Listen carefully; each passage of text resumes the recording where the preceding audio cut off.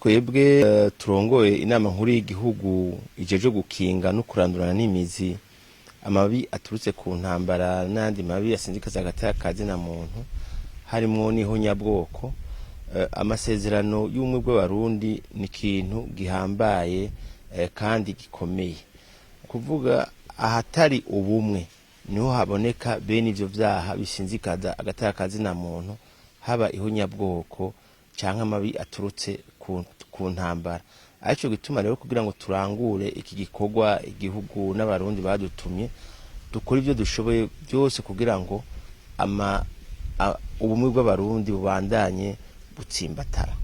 Ayo masezerano rero y'ubumwe bw'abarundi nk'uko benshi babizi buca ku itariki 5 Ruhuhuma uyu mwaka kwibuka imyaka 33 iheze abarundi bayiyemeje harimwo n'indongozi. Mugabo ico tategeza kwibagira nuko ayo masezerano yatosekaye, yaratosekaye atosekazwa n'abari novuga bayaririmbye gusa mugabo batashize ku mutima, kubera mu byo yadufashije mu ntambwe yadufashije gushikako hariho ibwirizwa shingiro ry'igihumbi 1992 hamwe n'inzego zaciye ziva mu matora y'igihumbi 1993.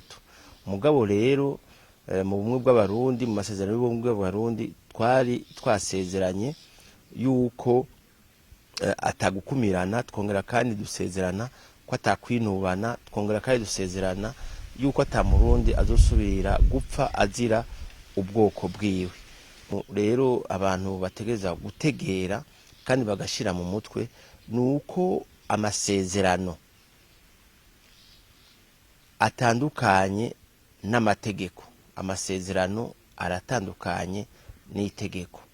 Amasezerano y'ubumwe bw'abarundi yaratandukanye n'ibwirizwa shingiro ry'igihumbi 1992, mugabo birasusa kubera ibwirizwa shingiro ni itegeko rivyara ayandi. Ni nka kurya umuntu akubwira ati burya ntuzeye amasezerano y'Arusha yahinduwemwo ibwirizwa shingiro ryo mu 2005 ryaje kunganirwa n'ibwirizwa shingiro ryo mu 2018. Ubu rero ikintu rero gikomeye, ayo masezerano y'ubumwe bw'abarundi twiyemeje mu 1991 ntiyagiye akagirire, kubera ubwe gusoma ibiri mu masezerano y'Arusha no kuvuga kubana neza, iterambere, kugabura ubutegetsi, kuja muri demokrasi, kwemera ibyavuye mu matora, ibintu byinshi byiza demokrasi yubakiye birimwo. Hari ibyavuye rero mu masezerano y'ubumwe bw'abarundi y'igihumbi 1991 vyimurirwa mu masezerano y'Arusha twari twasinye mu bihumbi 2000 y'Arusha. Hariho rero ibintu rero bigenda birahanimba mugabo bigasusa bigasa.